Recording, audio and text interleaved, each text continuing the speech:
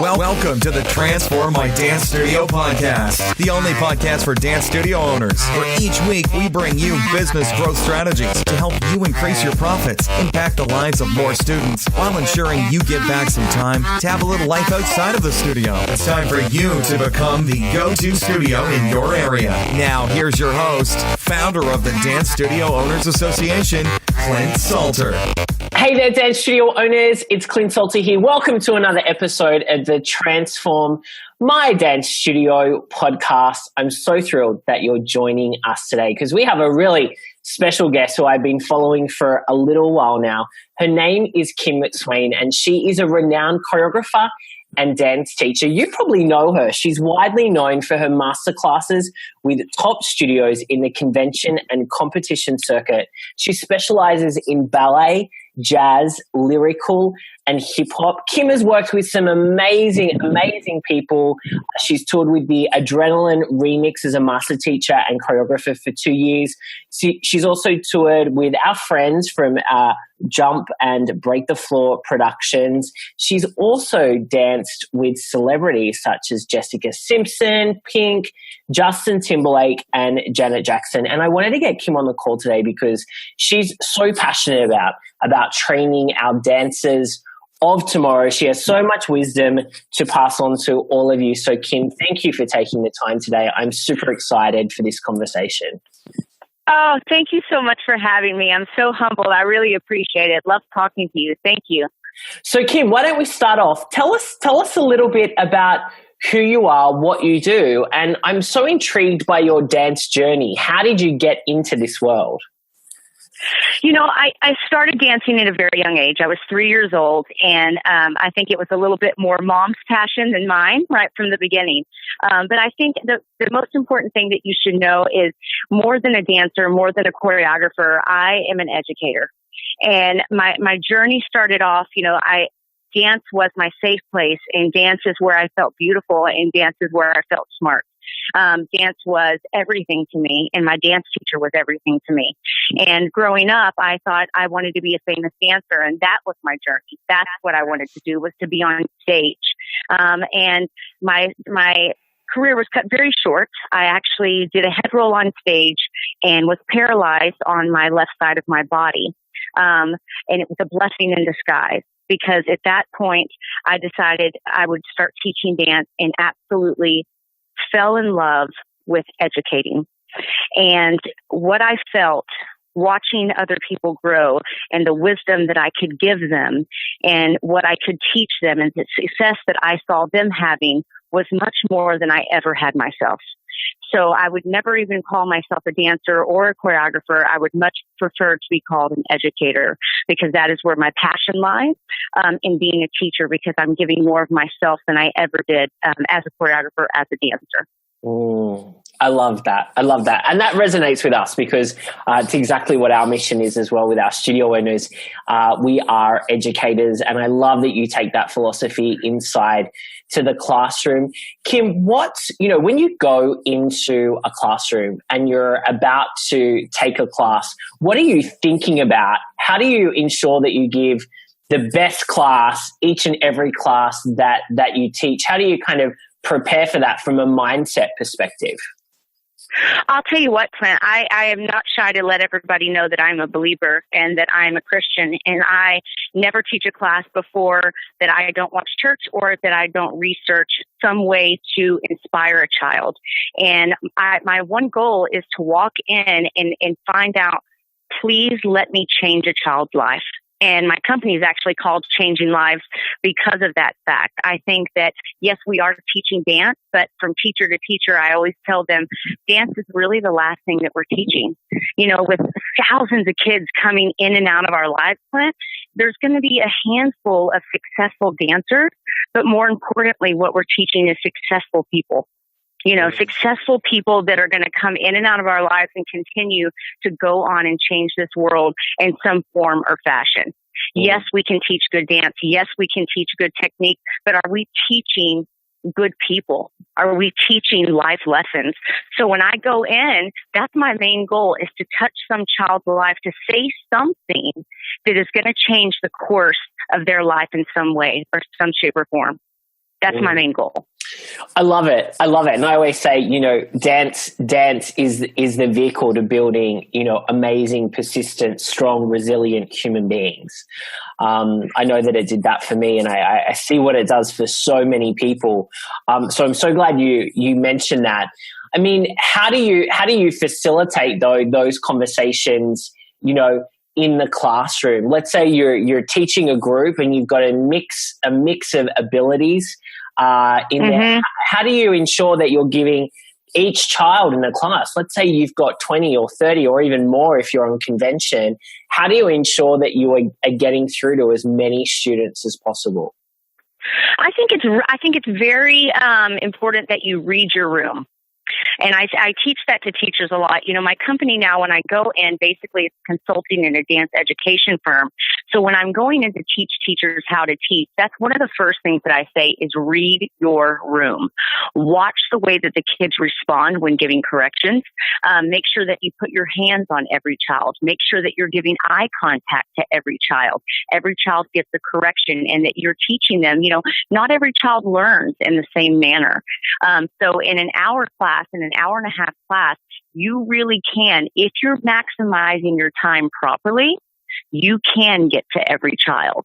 So one of the things that you have to kind of pull yourself back from is, okay, you have this lesson plan where maybe you want to get to warm up, center floor, across the floor, combo, improv, all these certain things. But if you're really educating, if you're really teaching the child, not just the dancer, you might not get to all of that. There might be other things that are a little bit more important that you need to touch upon if you read your class properly. If that makes sense to you. You watch the way a child responds, if the child's eyes drop down when you say something, then maybe it's quite not important that they hit that triple pirouette. Maybe it's more important that, you say, you know what, guys? Let's just not worry about technique today. Let's just dance our feelings out. And then you turn those lights off and you give them a reason to come in that room and experience what it feels like to just dance. Because I tell you what, Clint, for me, that was my safe place. And for a lot of teachers, the generations have changed. And it's almost like, and I know teachers understand this now, you almost have to beg this generation's dance school out. You almost have to beg them to get comfortable in their own skin, where you never had to beg me as a child to come in and give 100%.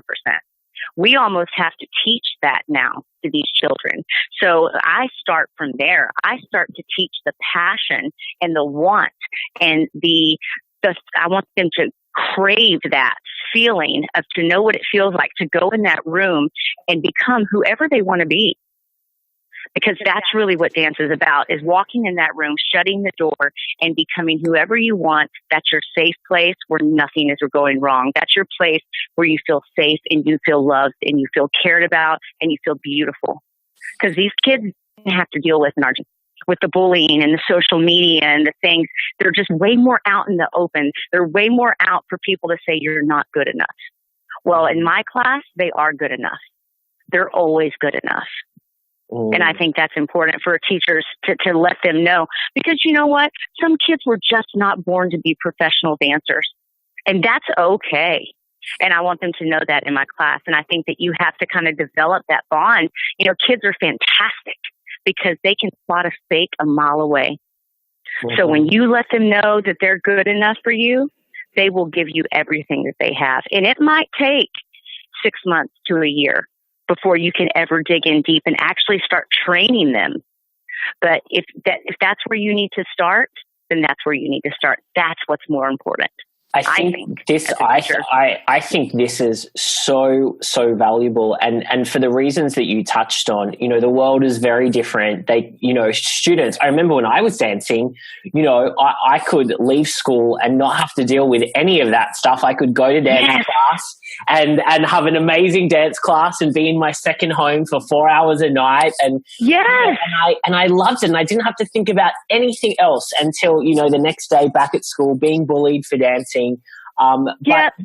But now it is 24/7, and all of these children, trying to project an image of their life and what they should be, and so they're always so, I find anyway, and I've seen it a lot of conventions and at workshops, no one really like, let's go like we used to. No. Classroom, because they're like thinking about that next photo they've got to take, that next selfie, the photo of the dance pose that they're putting on Instagram. I mean, it's a different world.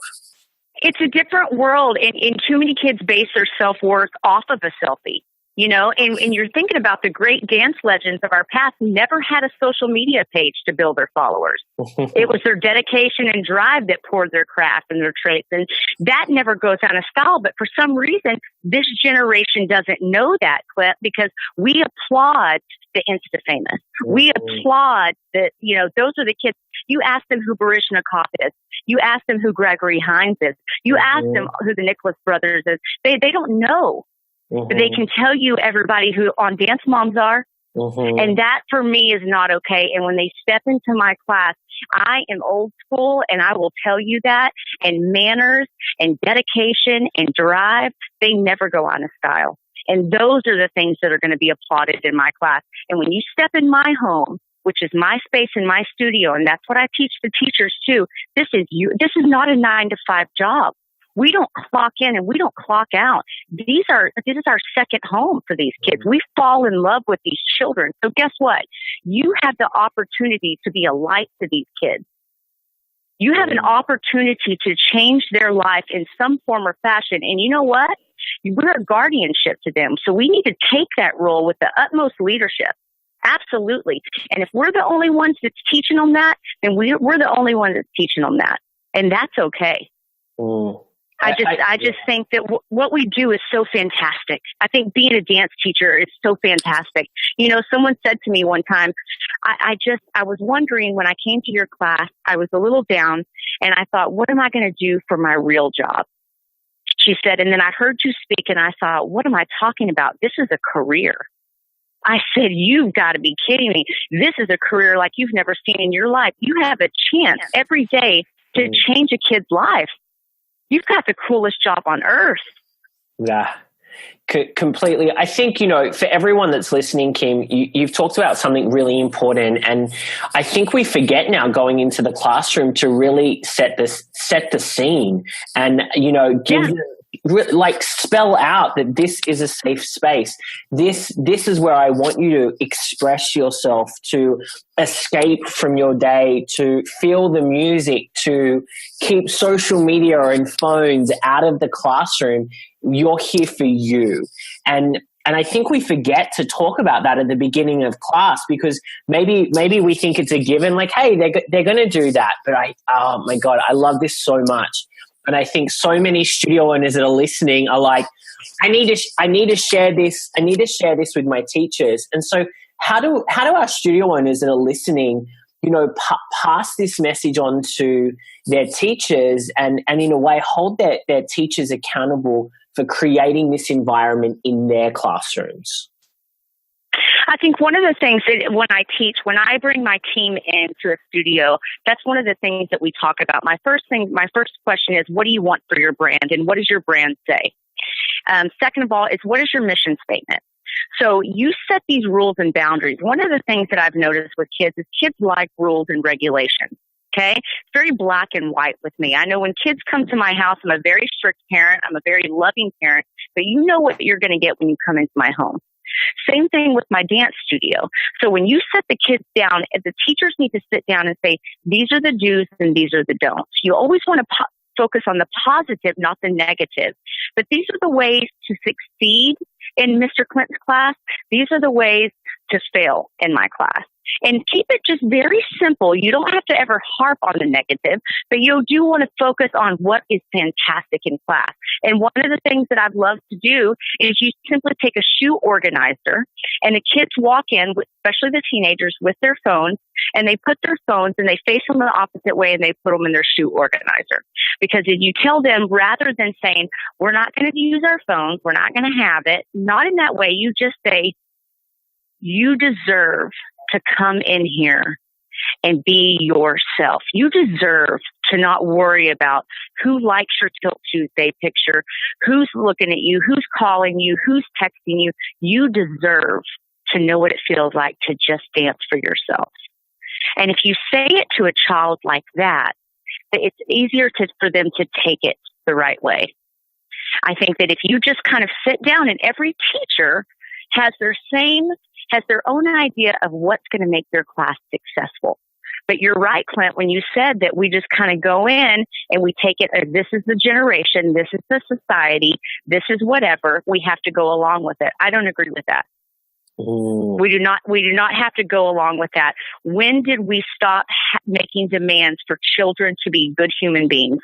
Ooh. When did we start making demands for people to enjoy dancing?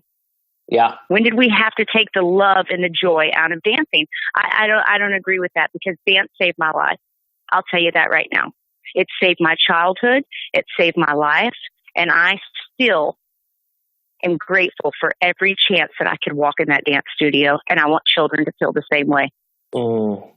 So powerful. Kim, you are teaching all over the country, going into dance studios.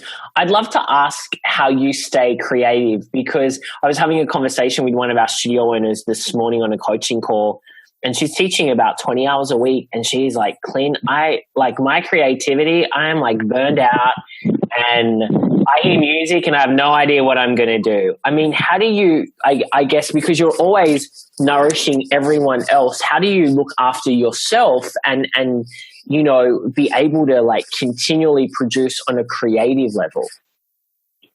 Well, about 4 years ago, I had that problem.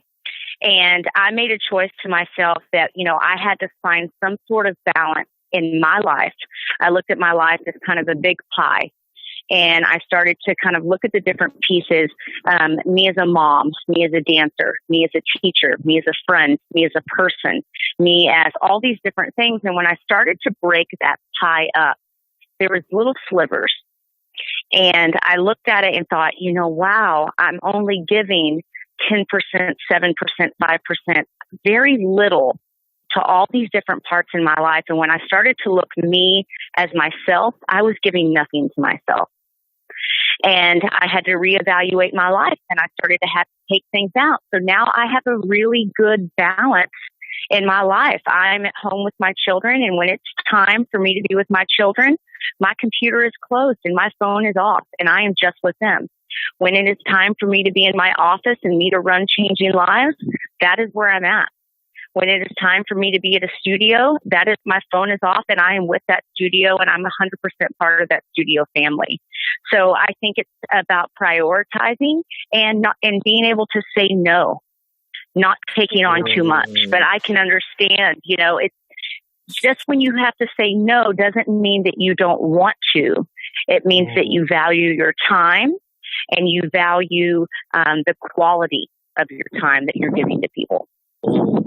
Yeah, and you value yourself, because you can't bring your best self to the classroom, to those students, to the families that you're serving if you are not looking after you. So I'm sure you saw a big shift in kind of in the classroom and the way you operate once you made those decisions.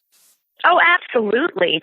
So I'm on fire. I mean, once I did that and I started sleeping regularly and eating really healthy and taking time for me and my family, then when I'm working, I'm my very best self, and it's just, I saw a huge shift in emotionally, physically, my mindset, everything is, really fantastic. So it's just a life shift.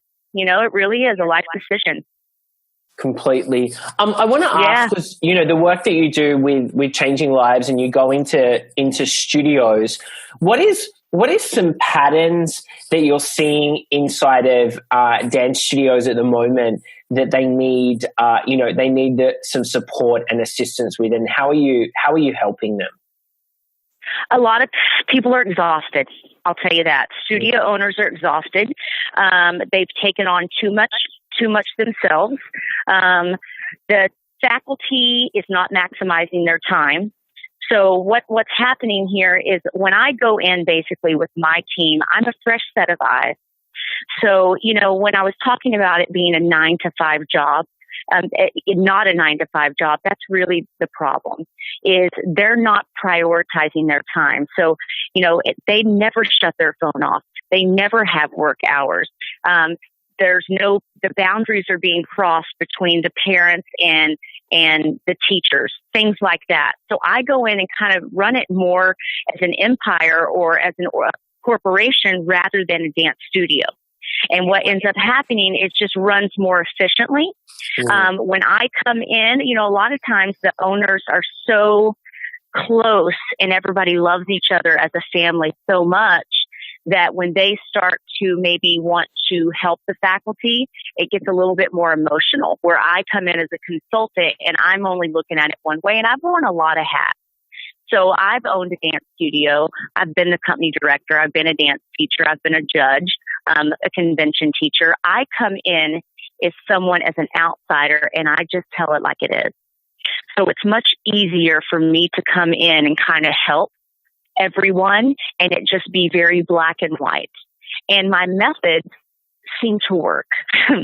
They work very well. And it's just very easy just coming in and all the puzzle pieces just fit together. And I've actually had the few studios that we work with, the studio owners cry. They're like, thank you. We thought that we would have to shut down. We thought that I had completely lost the love of why I started. And that's really what it is. We go back in and we remind the dancers why they dance, and we remind the teachers why they started to teach.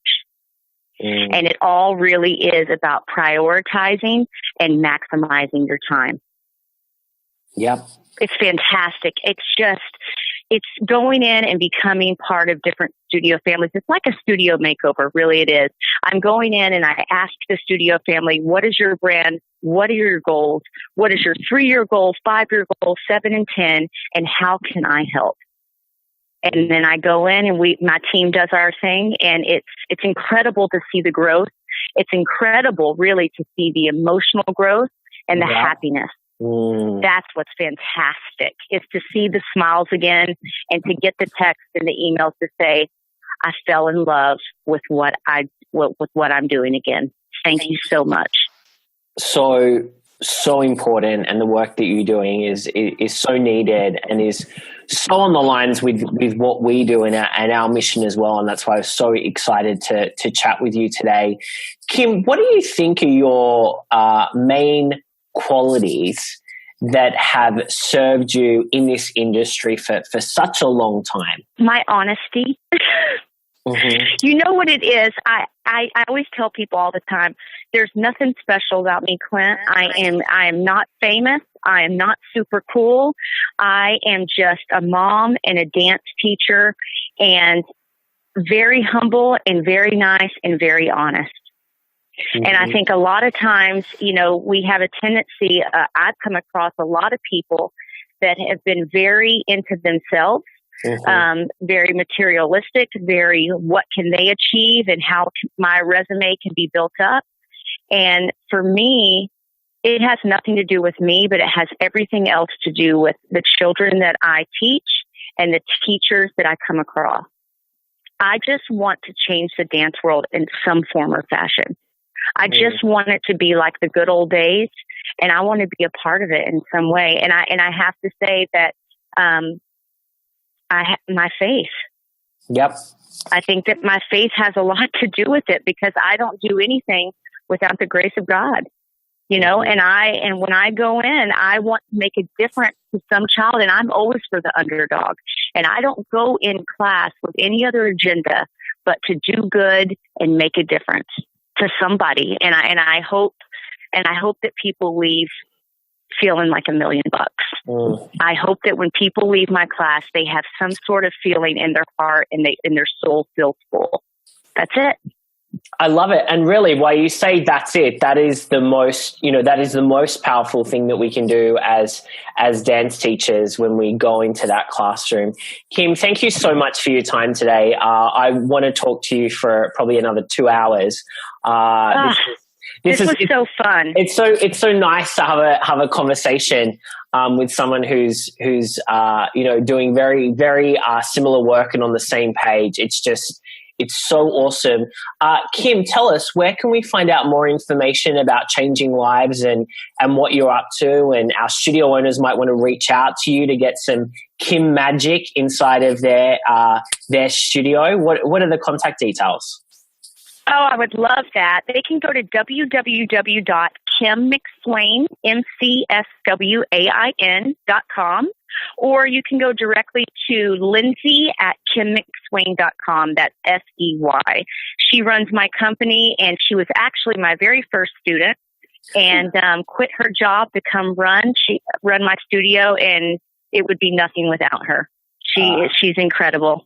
So, Clint, I appreciate you thinking of me, and I'm just on cloud nine today. Thank you so much. Thank you for sharing all of your wisdom today. I greatly appreciate it.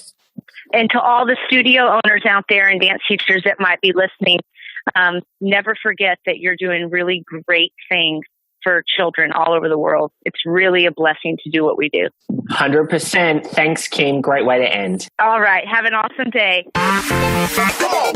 Thank you for joining us today. For all the resource links from the show and to receive access to our free dance studio growth training, make sure you visit transformmydance.studio.com.